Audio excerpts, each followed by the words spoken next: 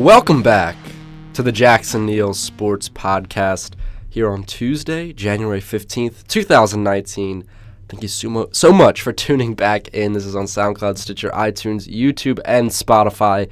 Can't even keep track of where this is, all the different places this is nowadays. But it's the first episode back here in the Jackson Neill Sports Podcast since the start of the new year. First episode in 2019. So excited. Took me a little while. It took a couple weeks to get back into it. Coming off vacation, off that long holiday break is always nice. And time to get right into it, honestly. First up, I'm going to be talking with Andrew Porter. I talked with him about the Philadelphia Eagles. They just lost 20-14 to the New Orleans Saints in the divisional round, but I think their situation is so interesting because of that, first of all, getting that far, taking the Saints, giving them a good game, but the whole saga with Nick Foles and Carson Wentz, and just what's the feeling going on in Philly. So I talked with Andrew Porter about that. Then after that interview, I want to touch on a little bit with Kyler Murray. As of right now, when I'm recording this, he's just declared for the NFL draft. That was yesterday. He hasn't, other than that, really hasn't made any gigantic news. There's still obviously baseball and football. He's demanding $15 million, but I want to talk about that. Not necessarily what Kyler Murray should do, but just the situation itself, because I think it's a very interesting one. And the thing it says most about is the MLB at this moment. So all of that on today's episode. And as always, this is brought to you by Believe the Hype.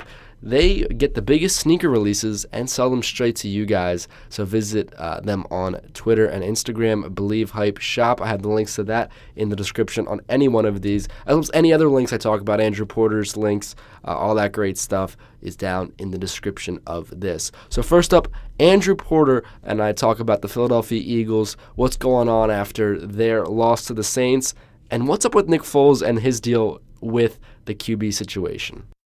What is the immediate reaction from that loss to the Saints? From me or like the fan base? Or I would say for both, I guess. What are your thoughts from that, and what are people, I guess, the fan base really feeling from it? I guess that they're pretty synonymous, actually, when I think about it.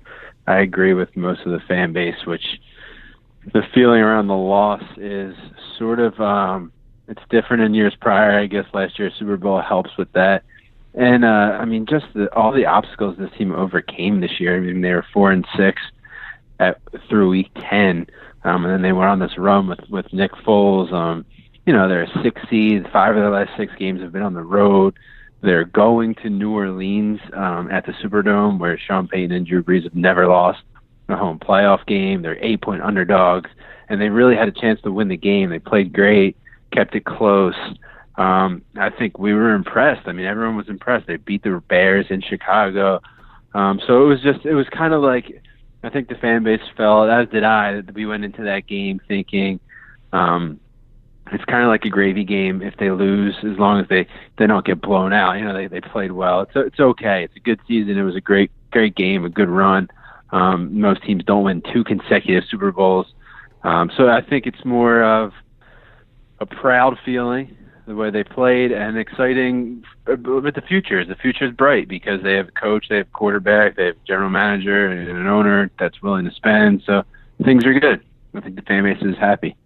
Yeah, exactly. I was thinking the same kind of thing because even though this Eagles team was coming off the Super Bowl win following last year, this season was kind of up and down. Like you mentioned, the tough start, but just getting into the playoffs and that Chicago win, a game where many people didn't even pick them to really, have a fighting shot against that defense.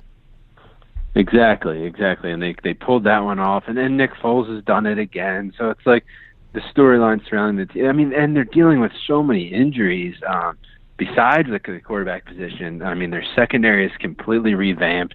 There's guys playing. Josh Hawkins is in there yesterday, a guy who I didn't even hear of before the game, and he's guarding Michael Thomas. Like, they just had so many injuries, and they lost so many key players, and they really played well. So I think hats off to them. Another good season. Mm-hmm. Yeah, and the injuries, you saw it even. I think Fletcher Cox had to miss several plays. He ended up walking out of that game with a boot on, I think, afterwards. There were, a lot of people from the Eagles were dealing with it. But of course, the storylines obviously are going to the quarterback position, where there's this whole, you're seeing on ESPN, you're seeing it everywhere right now, with this whole Nick Foles kind of drama. So, looking towards this offseason, what are the possibilities, I guess you could say, with Nick Foles? I mean, I guess there are plenty of possibilities. The Eagles can pick up his option for $20 million, but he can then pay back the $2 million to decline that option and become a free agent. The Eagles could franchise tag him, which seems unlikely because they don't want to allocate all that money to a backup quarterback. So I think the Eagles are going to look at some point, whether it be to pick up his option and then trade him, to tag him and then trade him, to do something. I think they'll look to trade him so they can get something in return for him. I don't know that he has nearly as much value as the public perceives. I think he's going to be 30 years old in I think next week or in a few days here, he's going to be 30. He's not someone who's like, he's flirted with retirement before, so he's not someone that you're going to give a long-term contract to. There are not many teams in the NFL that need a quarterback.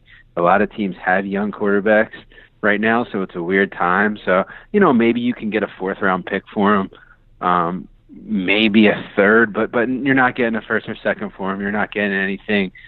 I think a 4th-round pick is about what you're going to get. So I think the Eagles will try to trade him for a mid-round pick.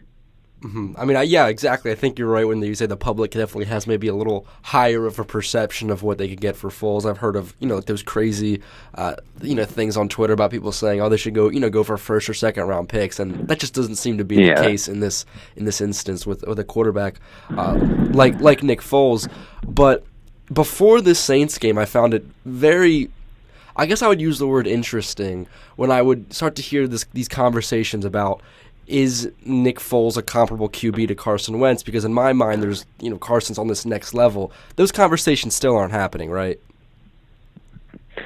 I guess they're happening at barbershops and on our airwaves and stuff. I mean, on Twitter, they happen all the time. I mean, I think people were drawn to the fact that Nick Foles won, and he won in big games. And I think, right or wrong, in sports, especially as a society, we react to the result of what we see, of what our eyes tell us, and we haven't seen Carson Wentz win big games, so it's hard for the fan base and the public to foresee that. So they just go with, look, Foles wins and Wentz doesn't. So that's kind of the way their eyes, what their eyes tell them, and that's the way a lot of people see it. And I'm not necessarily like discounting Foles' ability to win big games, because it is incredible. The way he's played was incredible down the stretch. He did win big games, but he also struggled too. I mean, he had 8 turnovers in the last 5 games, and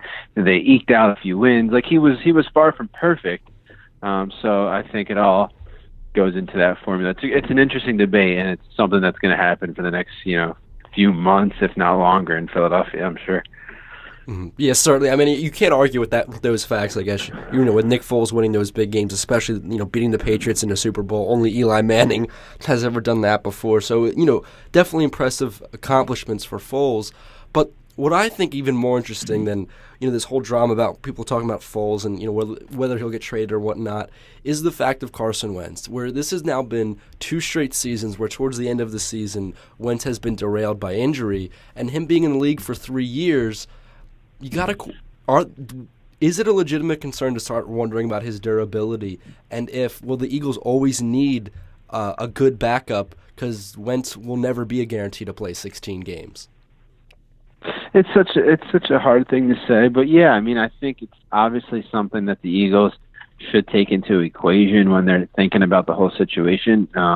He's dealt with injuries in each of really the last 4 years, if you go back to college and even further. So that exists. But around the league, getting a quarterback to play to start 16 games is really difficult. It doesn't happen too often. I mean, there's guys like Phillip Rivers, but even Rodgers and Brady, and I mean, everybody has dealt with injuries, and they've had seasons where they've missed a lot of games. Carson Wentz's sample is still really small. He's only played 3 seasons, and yeah, he's missed some time, but I think the Eagles are so connected to Carson that because it comes from the top, and Laurie and Roseman are so heavily, especially Howie, is so heavily invested in Carson. I mean, that's basically his entire brand is what he did to get Carson Wentz a few years ago, and like that's really what in Howie's mind, and I'm guessing here, but success for Howie is it's more important to have that success with Carson because it all ties back to what he did to get Carson, and that would make everything so much better for Howie. It would vindicate all that trading, all those picks and all those players to get up and get Carson. So I think he means much more to the franchise in terms of the future, and I think they have a lot riding on him. So they might be a little jaded even in hoping and projecting Carson Wentz when it comes to like the next 10 years or so. Mm-hmm. But yeah, exactly right there. And I think he also he has those capabilities, those qualities where we've seen him. I mean, last year before he went down, there was he was in the MVP consideration. Not so much this year, but he had that lingering injury and all of that going on. But super talented guy. Mm-hmm. Besides the quarterback positions, just what else are you looking from this Eagles team, I guess, going into this offseason? What else should we kind of expect? Maybe some changes or things staying the same?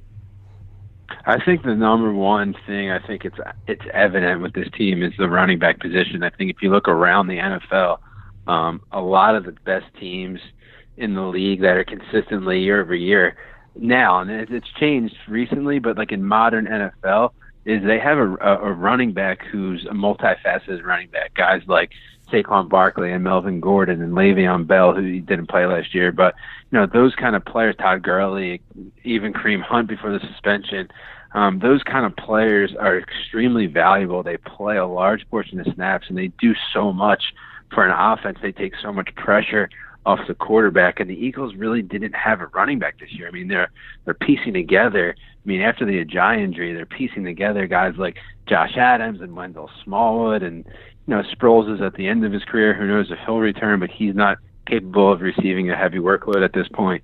So they really need a guy. They didn't draft Dalvin Cook a few years ago. He's another name. I mean, there's just so many around the league now. And in college, just these. I don't even know if I'd call them running backs. They're basically offensive weapons who can line up as a receiver. They can block. They can run the ball out of the backfield. They just do so much for an offense. And I think the Eagles need to get a really valuable offensive weapon out of the backfield so they can, take some pressure off Carson Wentz. Mm-hmm. And certainly, I think that you're right on there with taking the pressure off of Carson Wentz. One thing that I always seem to notice with Carson, and a lot of people have pointed this out, is him just holding on to the ball and feeling like he needs to make a play. And a lot of times that comes from a quarterback thinking, well, I don't have a running back to give it off of, so every throw has to count. Every time I have the ball in my hands has to count because he doesn't have someone in the backfield along with him to make a play. Yeah, exactly. And even like little checkdowns that go to, Wendell Smallwood, for example, for a 3 or 4 yard gain. Guys like Saquon Barkley and some of the better running backs in the league, they'll turn those into 50, 60 yard gains every now and then. The Eagles didn't really have any explosive plays this year. They didn't have much in terms of like X plays where guys just kind of take it the distance. And Sproles didn't have any of those this year. He was hurt. Aguilar maybe had a couple, but that's really about it. They don't really have any explosiveness on offense, and they really need to change that. Mm-hmm. Definitely. And I think also in the secondary, tons of injuries like you mentioned. Maybe it's hard to even project there because if there were so many injuries, it's just about guys getting healthy. But at least they tested out to show they have some solid depth. If you're only giving up 20 points against New Orleans Saints with a lot of your backups in the secondary, I count that as a win. Yeah, I think the secondary is really interesting, but from an outside perspective, it's a really hard position in the league to evaluate. Like, we just don't know. Guys like Cre'Von LeBlanc, I mean, he came out of nowhere. He played really well, but I don't know that he's a long-term answer. Vontae Maddox looks like a good pick, but you go back and guys like Ronald Darby looked like a good player, and now he's in question mark. And it's just a position that's very volatile year over year. So you kind of don't know who's good. At least we don't know who's good, and a lot of it depends on, pass rush, and a lot goes into secondary play. They know what they have in Malcolm Jenkins. Hopefully McLeod comes back. He's a reliable safety as well. And then they just got to figure out the two cornerback positions, between the injuries and the Sidney Joneses of the world and the Ronald Darbys and the Cravion LeBlancs and all that stuff. So that's for them to decide. I don't really know what they'll do there. That's kind of like a mess right now. Yeah, certainly. That's like you're right. It's such a hard position to predict. I mean, when you think about like the biggest names in terms of shutdown corners, it's constantly changing. You can never pick one guy that's been there for years and years. It's always new guys every so often. Jalen Ramsey was like this unbelievable corner, and he had a quiet year because the team was bad. So it's so volatile. It's very hard to predict. Mm-hmm. So now I guess just my overall last question would just be, going into this offseason, got to the divisional round, they just got into the playoffs as a 6th seed. Regardless of kind of, obviously they have all the offseason to make some moves, but this team is still looked at as a contending team, yes or no? Yeah, for sure. I think, look, whatever they do with the quarterback, Carson Wentz is a starter, and he's an above-average starting quarterback in the NFL. He's young. He's super talented. He's got a great head on his shoulders. He works hard.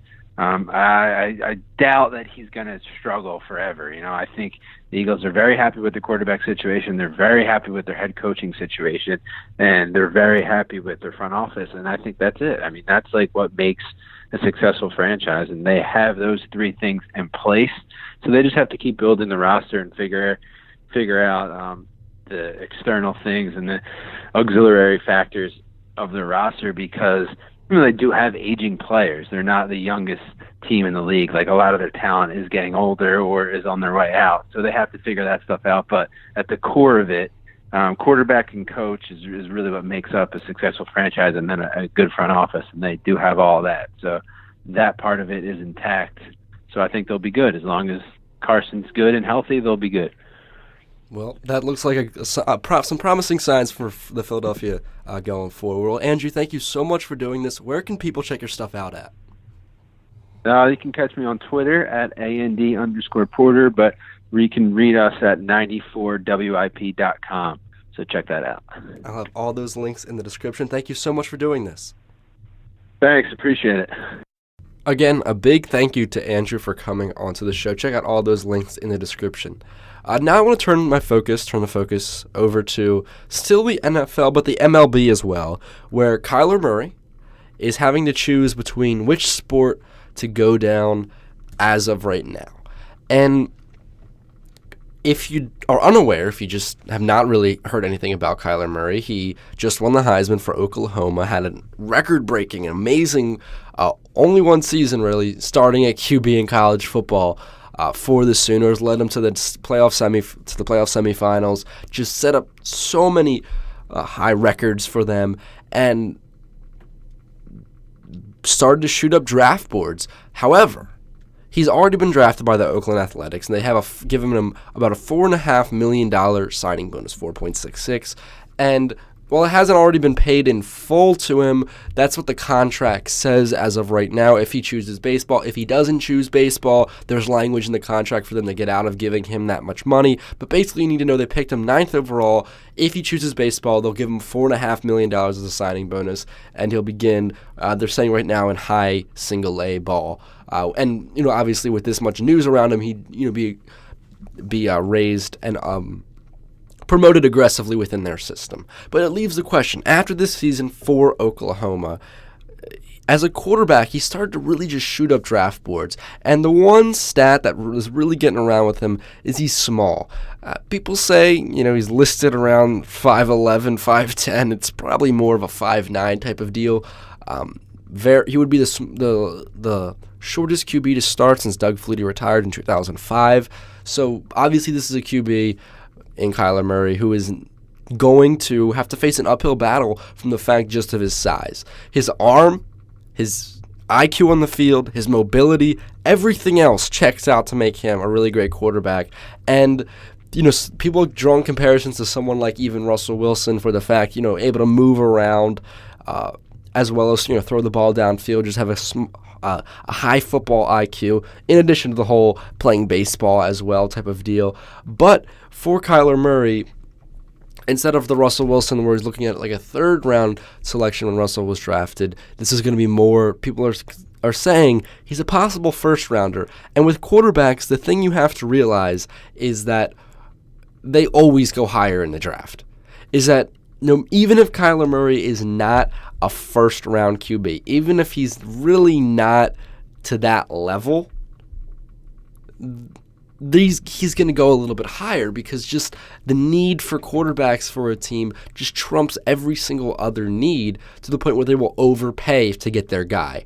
So for Kyler Murray, you're looking at the NFL draft, and I think the numbers are around for Baker Mayfield, the number 1 overall pick as a quarterback, about $32 million guaranteed or something like that over the course of 4 years from the Cleveland Browns. For Lamar Jackson, I think it was only like around $8 million or so over the course of 4 years. So there's a difference between being drafted in the first overall and the 32nd overall, obviously, in the first round, but still those numbers are for a 4-year deal and at the very least double, if not a lot more, than the money that the Oakland Athletics were planning to give him.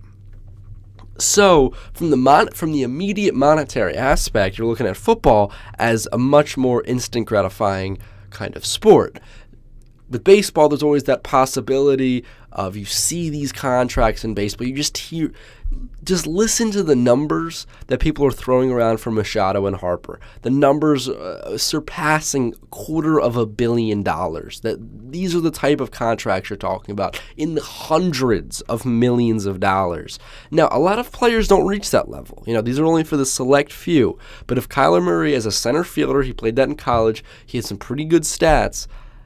If he thinks he can make it to that, the payout in baseball compared to football at the very top tier is just absolutely a difference maker. However, the one position that is comparable in football is the quarterback position. And actually, based off of metrics in terms of the percentage of quarterbacks that make more than $100 million, the percentage of outfielders, things along that line. Quarterbacks actually are more likely by percentages to make more money. However, than outfielders are in the MLB. However, you have to remember there's a lot fewer quarterbacks in the NFL than there are outfielders in the MLB. So while maybe a higher percentage of quarterbacks do that than outfielders, a lot of outfielders still do get some sizable paychecks in the major leagues. As long as you get to the major leagues, you're getting a lot of money. Think about a player like Andrew McCutchen, just signed with the Phillies, 3 years, upwards of about $50 million. And with the way baseball works and contracts work, that's guaranteed money.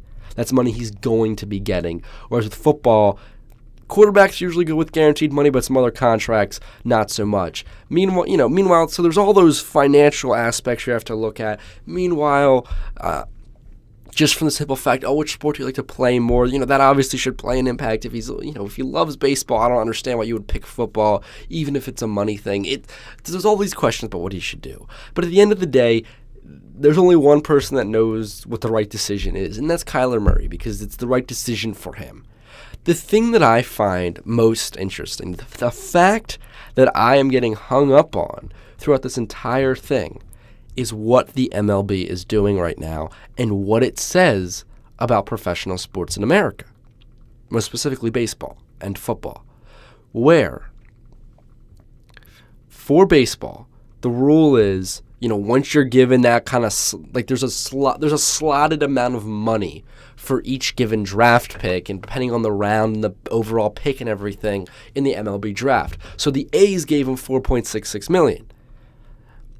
They couldn't give him much more than that. There was kind of like a cap and a minimum for the 9th overall selection. There's a set amount of kind of set range or set max, at least for most spots, amount of money that you can give to a player at a certain spot. That's just a rule in baseball. That is a rule. And if you know one thing about baseball, they are slow to change.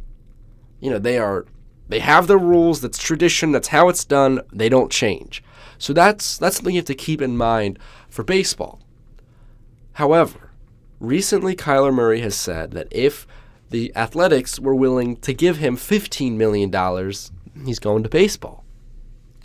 $15 million, you're thinking, okay, so he's probably not going to be in the top half of the first round. So monetarily wise, that could be better than if he was drafted at the end of the first round and only got $8 million in football. So that's his number. However, when he first said that, I was kind of like, well, there's no point in saying that's your number because baseball, the rules are in baseball, you can't do that. Well, the MLB just granted the Athletics special permission to give Kyler Murray more money. The Major League Baseball said, screw our rules for a second. We want this kid playing our sport. And what that shows me is that baseball, even in the midst of, we see all this concussion concern, rightfully so, in numerous sports, not just football. I mean, there's even been studies and stuff going into soccer and heading the football, whether it's even, more East Coast sport, kind of like lacrosse, hockey. Tons of other sports have had all these concussion concerns. One sport you don't see that in is baseball, because unless you get, beamed in the head with the ball, where it only happens, to a very select few players, and it's terrible when it happens, but it's not the kind of overall damage like something like football has. Even with all of that, I mean, there's not that many health risks with baseball, just from the simple fact, it's not a contact sport like the other ones are. Even with all those facts, baseball is still insecure about losing the best athletes because it's kind of looking like they are going to lose one in Kyler Murray. And it begs the question, if Kyler Murray, a player who has the options to play football or baseball either at the professional level, if he has those kind of options, and he chooses football, what does that say about baseball? What does that say that the best athletes, one of the best pure athletes of our generation, a player who played college baseball and college football at the highest of levels, and was able to get drafted most likely in the first round of both, chooses football? Because 30-some years ago, that wouldn't have been a question. Baseball definitely was way more established, and it just you would think of somebody like Bo Jackson or Deion Sanders, where they both played both, but definitely wanting to play baseball. They wanted to play baseball, and if you look around a lot of Bo Jackson's career highlights, yes, there's a lot of football plays in there, but there's also a good number of baseball highlights. That's one of the big things he's remembered for is his time with the Royals. So if Kyler Murray chooses football, in 2019, baseball loses a huge star that just said, I'd rather play football than your sport. Even though the highest, the contracts are better in your sport, that they get paid more money, that it's guaranteed, that I'm less likely to suffer injuries, especially mentally debilitating injuries that could deem me mentally debilitating later on in life, I'd still rather play football. And honestly, can you really begin to blame him? Because statistically, Mike Trout is on pace to be considered not just one of, but arguably the greatest player of all time. If you look at how many home runs, steals, runs, RBIs, batting average, hits, things along that line, the players he is keeping pace with historically, you will see a laundry list of names that are the best, that are in the conversations for best baseball player of all time, that are in the Hall of Fame, yada yada yada. And nobody cares. He's playing in Los Angeles. I know it's for the Angels, but how often do you see Mike Trout, hear his name, see his face on TV commercials? Not that much. I can't seem to escape Aaron Rodgers and his dozens of State Farm ads. I see Dak Prescott and his soup ads all the time. I see Russell Wilson's face a good amount. I mean, Tom Brady could get a lot, but he just doesn't want that. Even Drew Brees has a commercial going on right now. If you're a quarterback in the NFL, that star power, even if you aren't the best, is still very, very strong, to the point where, and that allures the best athletes. that allures the better players to come to your sport because they want to be, like the guy like Aaron Rodgers or like Dak or like Drew Brees or like Tom Brady, the people they grew up watching in commercials, or the people they constantly see on TV, the faces they constantly see. I mean, they don't, yes, they don't get paid as much as those baseball players, but more people watch their games. If you go to the Super Bowl, a lot more people are going to watch it than if you go to the World Series. And I think that has an impact. And I think for baseball, they're finally beginning to realize that they have this image crisis.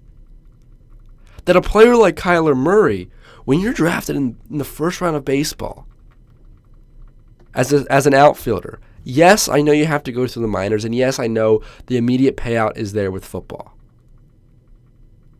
But I hate to break it to him. He's a mobile quarterback that's way under 6 foot. There is not a long list of names in the NFL history that have lasted very long in the league. And even quarterbacks, even just mobile quarterbacks in general. I mean, think about somebody like Cam Newton. The dude's built like a linebacker. But even his body's starting to break down after these years. And yes, I know quarterbacks are getting paid better, way better than all other positions on the football field. But man, I see these numbers in baseball contracts, and it's mind-boggling in the fact that they don't. And I mean, you just watch the movie Concussion. Read any of these studies from football. Look at how many players suffer injuries. It's a physically demanding sport where more than almost any other sport, I'd say more than any other sport, your career can change in a millisecond. Just look at somebody like Alex Smith suffering a leg injury that bad.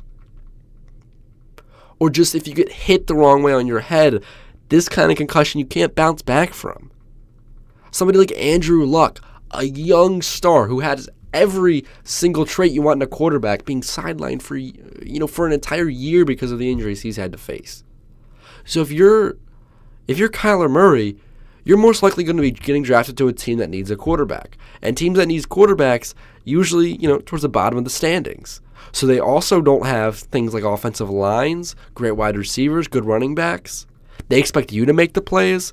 So now you get into the situation where you look at somebody like Carson Wentz, who doesn't. We talked about that with Andrew Porter, but he doesn't have that running back to hand the ball off to. Look, he's getting hit a lot more. He gets injured a lot, and he's a lot bigger and a lot just physically stronger than someone like Kyler Murray is.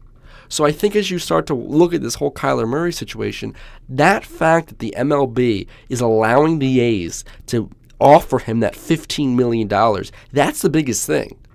Because the MLB is no longer the biggest draw on American sports. And I know that doesn't sound that earth-shattering. But if you're thinking about being an athlete, think about the Major League Baseball. Yes, it's a long season, but guys, it's kind of okay. Like if you have a small, if you break like your finger or something like that, it's not unheard of for guys to be on the DL for 2 weeks. Y'all just get that hashed up. All your contracts are guaranteed with the strongest basically players union of any of the major sports. I don't understand how this isn't a bigger deal, the fact that the A's are being allowed to give him that $15 million. It just seems like that by doing that, the MLB, a pro sports league that usually does not make change all that quickly, seeing this situation reading, man, we have an image crisis. We can't have a giant star like Kyler Murray not choose. So I think for baseball, this means a lot more than it does for the NFL. That of anyone else, of Kyler Murray, of the NFL, of MLB, it feels like the MLB really has a lot riding on this one. Because I don't know that much about Kyler Murray's baseball career. I never watched any of his time there at Oklahoma. I only know some of the stats I've seen. But based off of that and based off what I've seen at Oklahoma, I think he can be very good at either sport he chooses. So if you're baseball and a player like this chooses football, even with all those facts going against that sport, that's got to be really damaging. And it's got to say that your sport's not in as great of a place as you'd like to think it is. with that, that'll wrap it up for this edition of the Jackson Neill Sports Podcast. Thank you so much for tuning in. Remember, you can catch this podcast basically on anywhere you listen to podcasts. Just look it up. I can't even, list all the places it is nowadays. Follow me on Twitter and Instagram at JacksonNeill20 to catch all the links to my other podcasts, everything I'm doing, just my thoughts. So follow me there. Links in the description to all of that great stuff. Thank you so much for listening, and I'll see you all next time.